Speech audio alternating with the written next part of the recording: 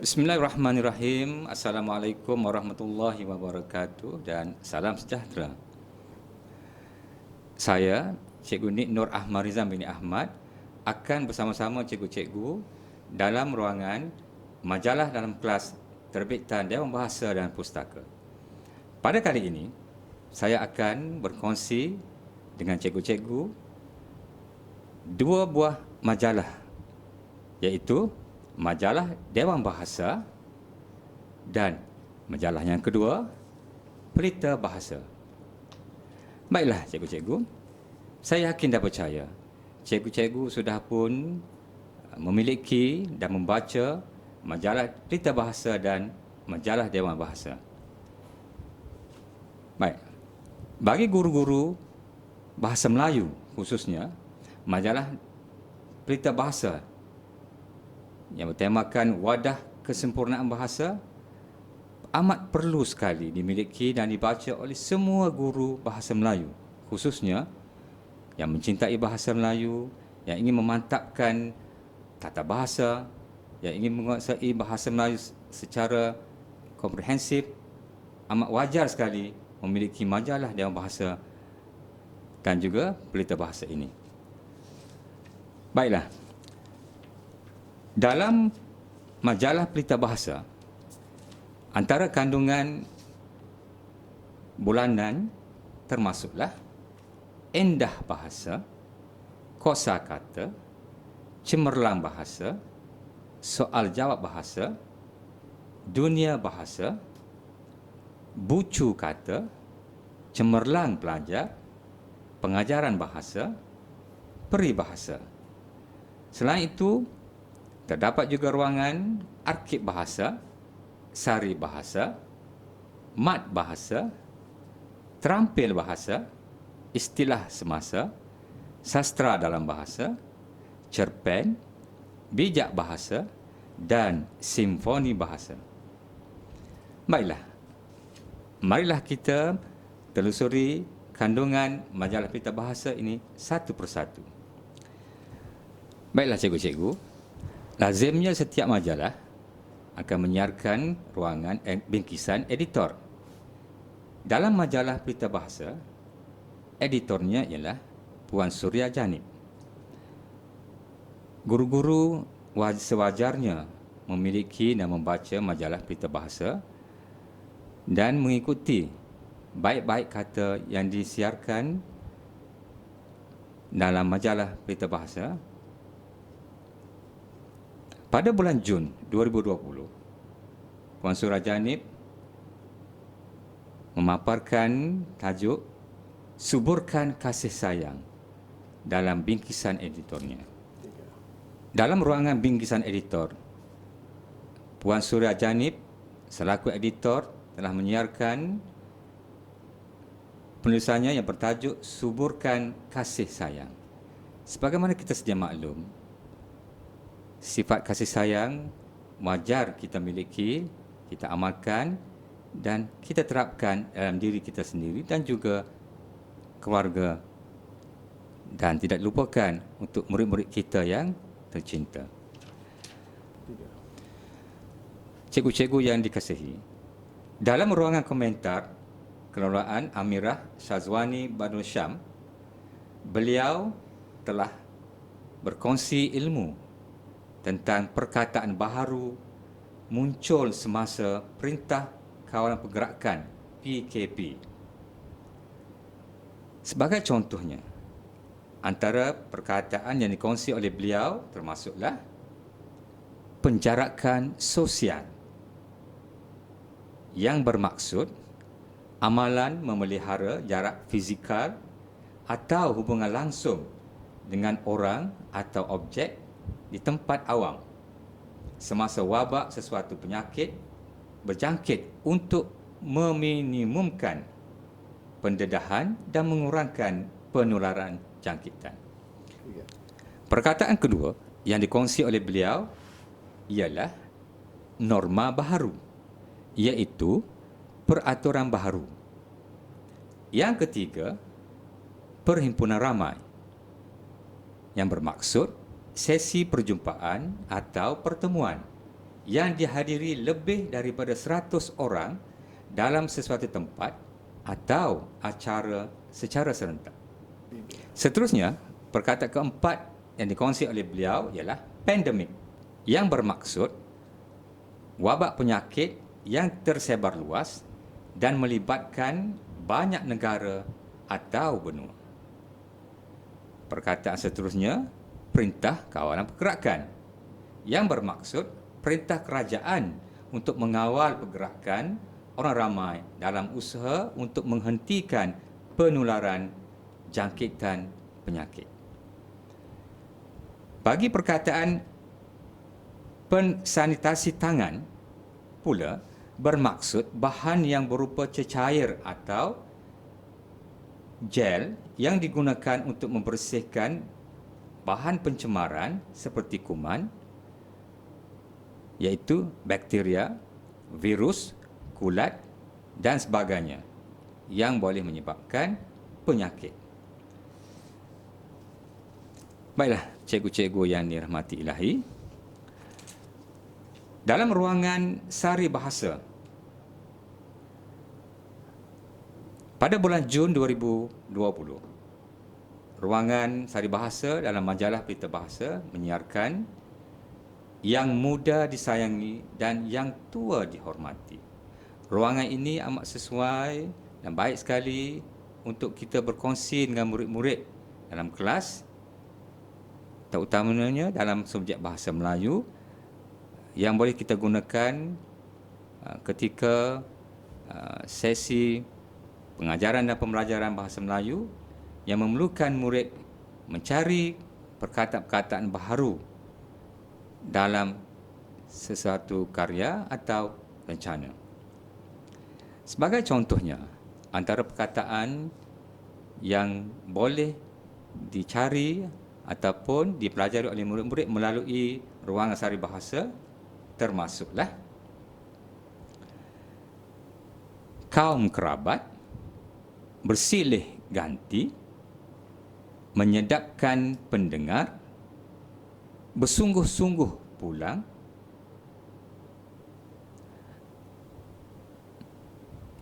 memberikan nasihat, terlalu nyaring dan kuat, bertandang ke rumah, dan budaya menghormati orang tua. Dan banyak lagi perkataan atau frasa lain yang dapat dicari oleh murid-murid bagi memantapkan penulisan mereka dalam karangan. Baiklah, selain itu, dalam ruangan sari bahasa kelolaan Abdullah Yusof, kita dapat berkongsi pengalaman atau bahan yang telah disaring tadi agar murid-murid dapat menyenaraikan isi-isi penting dalam karangan. Contohnya, 10 cara menyayangi orang muda dan 10 cara menghormati orang tua. Sebagai contohnya, 10 cara menyayangi orang muda.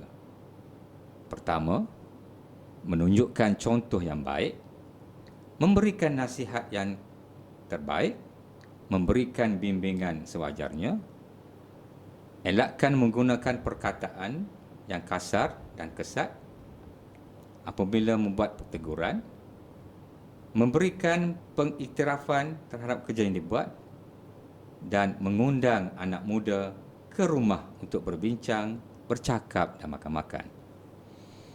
Seterusnya, 10 cara menghormati orang tua.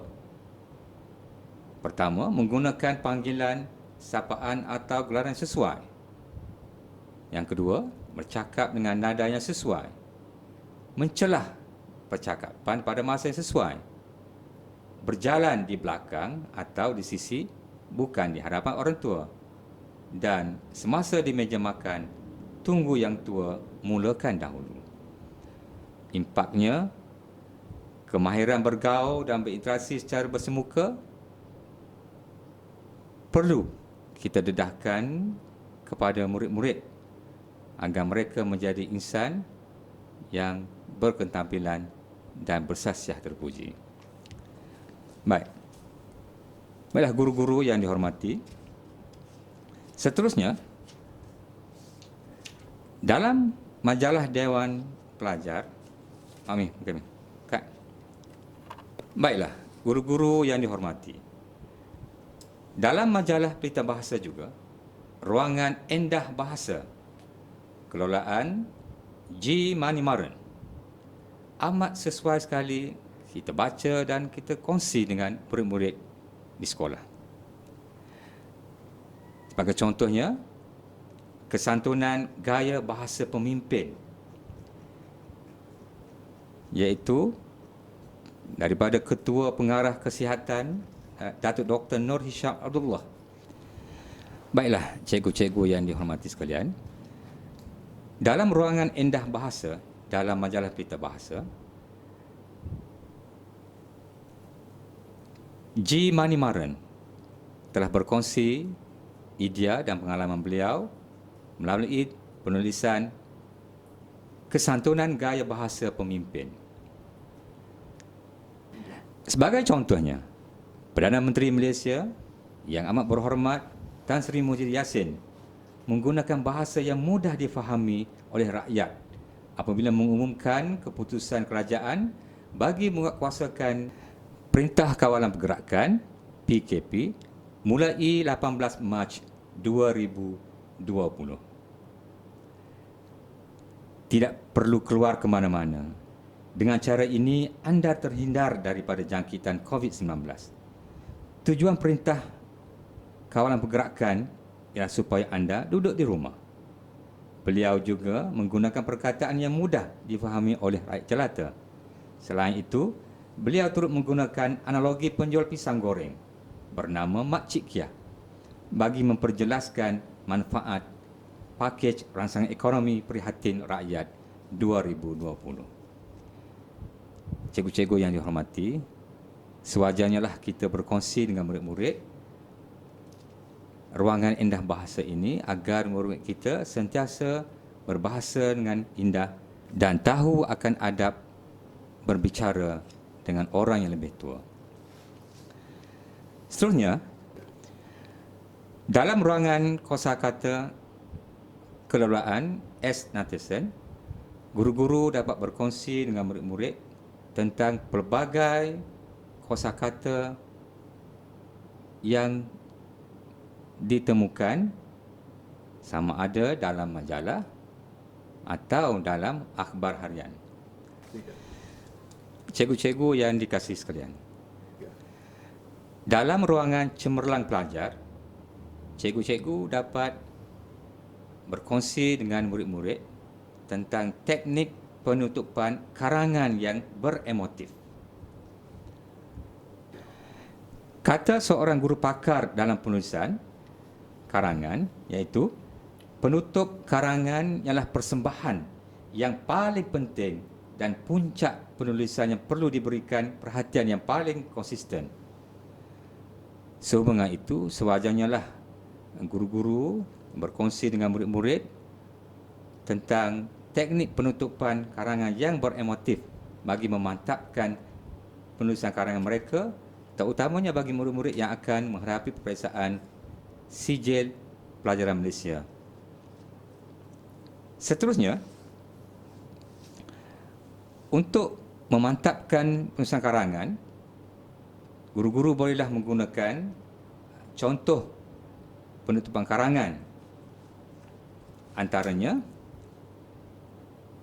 ayat kesimpulan, ayat huraian 1, ayat huraian 2, ayat cadangan 2, ayat cadangan 3, ayat ungkapan, ayat harapan 1, ayat harapan 2, ayat harapan 3 dan ayat penegasan.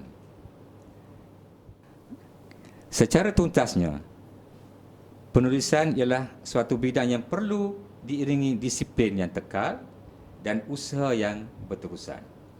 Komitmen penulisan dalam kalangan murid mestilah sentiasa tinggi dan kerjasama antara guru dengan murid akan membuahkan kejayaan dalam penulisan, insya-Allah.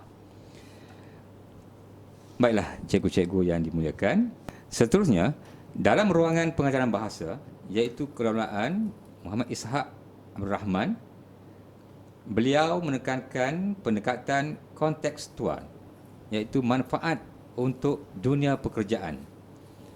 Ruangan yang cukup baik untuk dikongsikan dengan murid-murid bagi memantapkan murid-murid dalam penulisan karangan dan juga dalam aspek pertuturan seharian.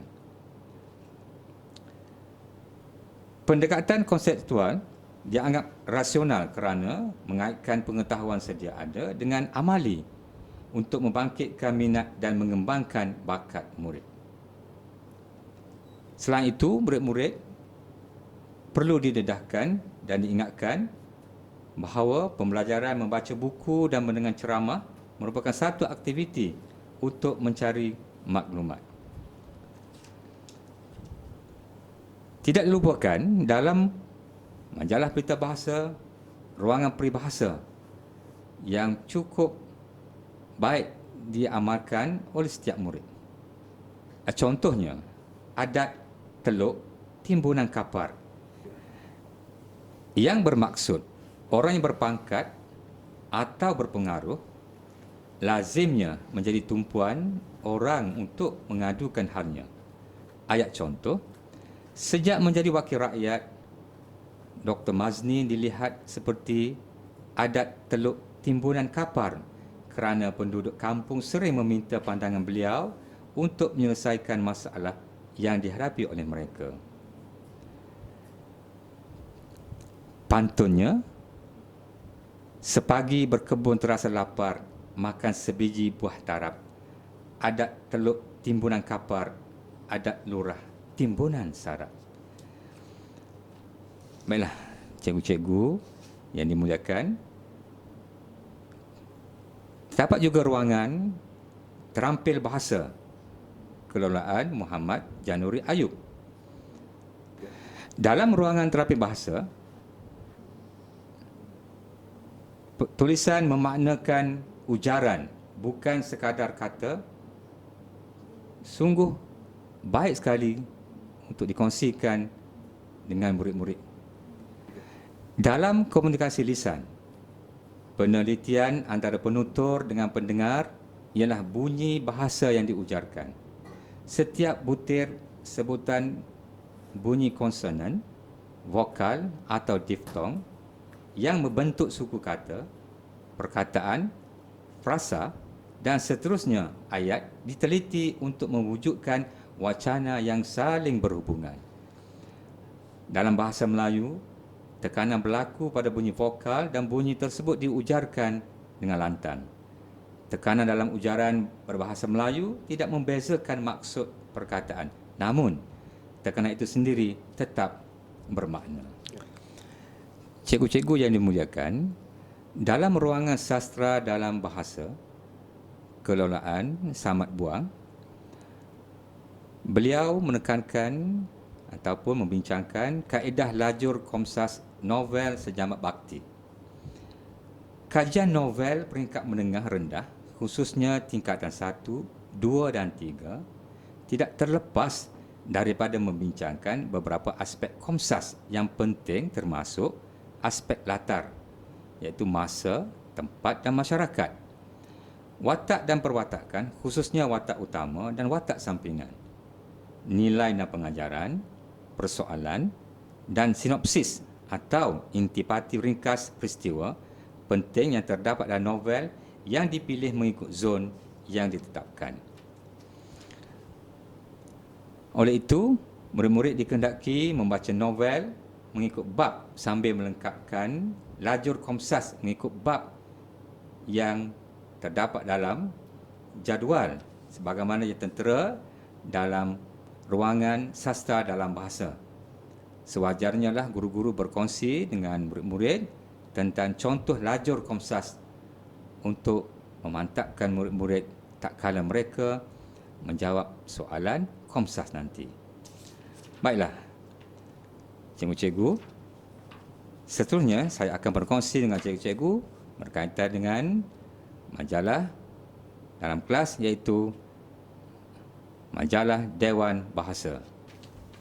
Cikgu-cikgu yang dimuliakan, majalah Dewan Bahasa syarat dengan kandungan antaranya termasuklah puisi bahasa, bicara bahasa, agenda bahasa, corak bahasa, bahasa dan masyarakat, geli bahasa, bahasa dan penulisan, email pembaca, transliterasi, cerpen, mestika bahasa, temu bual bahasa, bahasa dan falsafah, bahasa dan penterjemahan, wacana jawi, retorik, bahasa dan budaya, bahasa dan sastra, istilah semasa dan petikan bahasa.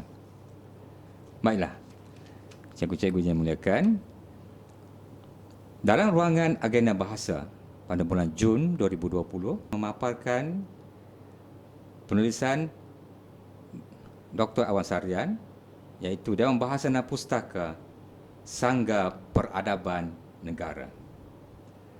Sebagaimana kita sedia maklum, kewujudan Dewan Bahasa dan Pustaka sebagai satu daripada rumusan penting Kongres Bahasa dan Persuratan Melayu kedua 1954 dan Kongres Bahasa dan Persuratan Melayu ketiga 1956 berkait rapat dengan gelombang kebangkitan semangat kebangsaan dan perjuangan kemerdekaan. Menurut beliau lagi, saya menggunakan metafor sangga peradaban kerana tugas dan tanggungjawab Dewan Bahasa dan Pustaka dalam 3 bidang utama yang saya sebut tadi, iaitu bahasa, sastra dan penerbitan, berkait rapat dengan upaya pembinaan dan pelestarian peradaban negara. Seterusnya, majalah Dewan Bahasa memuatkan ruangan corak bahasa kelolaan Siti Nur Hidayah Osman Bakar. Antaranya termasuklah pendidikan dan kebiasaan baharu, istilah penularan muabak, aplikasi pembelajaran popular dan braille papan kekunci telefon pintar. Sehubungan itu, amat baik sekali dan amat sesuai sekali guru-guru bahasa Melayu berkongsi ruangan corak-corak bahasa ini dengan murid-murid dalam kelas. Seterusnya, ruangan bahasa dan masyarakat yang memaparkan penulisan bahasa Melayu, martabat dan identiti bangsa cukup menarik untuk ditelusuri dan dikongsikan dengan murid-murid dalam kelas. Antaranya termasuklah segala urusan rasmi kerajaan perlu menggunakan bahasa Melayu sebagai bahasa perantaraan sama ada dalam urusan pentadbiran ataupun pemerintahan. Walau bagaimanapun, dalam memartabatkan bahasa Melayu, penggubalan akta ini bukanlah bertujuan menafikan hak dan penggunaan bahasa lain di negara ini. Walau bagaimanapun, dalam memartabatkan bahasa Melayu, penggubalan Akta Bahasa Kebangsaan ABK 1963 Palang 1967 yang digubal di bawah Perkara 152 Perlembagaan Persekutuan Malaysia dan juga Pekeliling Kerajaan Persekutuan, akta ini bukanlah bertujuan untuk menafikan hak dan penggunaan bahasa lain di negara ini. Bahasa lain masih bebas diamalkan di negara ini mengikut kaum dan budaya masing-masing. Cikgu-cikgu yang dimuliakan, majalah Dewan Bahasa juga turut memuatkan ruangan geli bahasa, iaitu kelolaan Pak Kojek. Ruangan ini dapatlah menenangkan minda seketika para pembaca, khususnya guru-guru dan murid-murid, untuk berkongsi idea dan pengalaman tentang karikatur yang cukup menarik dan berfungsi dan dapat memotivasikan murid-murid pada era ini. Dalam ruangan bahasa dan penulisan kelolaan Muhammad Saleh Haji Hassan, beliau menekankan betapa pentingnya penggunaan pendekatan tunjang dalam penulisan perenggan isi karangan. Beliau telah menghuraikan cara-cara untuk merangka dan membina perenggan pendahuluan secara terperinci. Pendahuluan yang baik dan seimbang dalam sesuatu karangan akan memberikan gambaran awal yang sangat positif kepada para pembaca. Dalam ruangan cerpen, guru-guru bahasa Melayu bolehlah menggalakkan murid-murid untuk berkarya dan menghantar karya mereka dalam bahasa Melayu kepada editor majalah Dewan Bahasa untuk diterbitkan. Sebagaimana kita sedia maklum, murid-murid pada hari ini amat berbakat dalam penulisan cerpen, sajak, puisi dan bercerita. Oleh hal demikian, guru-guru bahasa Melayu sewajarnya lah menggalakkan murid-murid untuk menulis cerpen atau apa-apa saja karya untuk dikongsikan dengan para pembaca melalui majalah Dewan Bahasa. Seterusnya, dalam ruangan bahasa dan falsafah, ruangan yang disediakan untuk guru-guru berbicara dengan murid-murid berkaitan dengan falsafah bahasa. Dan pada kali ini, murid-murid akan didedahkan dengan falsafah bahasa dalam kebiasaan baharu. Bagaimanakah kedudukan atau kaitan falsafah bahasa dengan pandemik COVID-19? Apakah kaitan antara wabak penyakit dengan falsafah bahasa? Untuk mencari jawapannya, amat wajar sekali guru-guru memiliki dan membaca ruangan ini untuk dikongsi dengan murid-murid dalam kelas nanti. Baiklah cikgu-cikgu yang dimuliakan, demikianlah tadi perkongsian mantik berkaitan dengan betapa pentingnya cikgu-cikgu memiliki dan membaca majalah Pelita Bahasa dan majalah Dewan Bahasa, terbitan Dewan Bahasa dan Pustaka untuk dikongsikan dengan murid-murid dalam kelas bagi memantapkan murid-murid dalam penulisan karangan dan juga pemantapan tata bahasa seharian. Sekian. Assalamualaikum warahmatullahi wabarakatuh.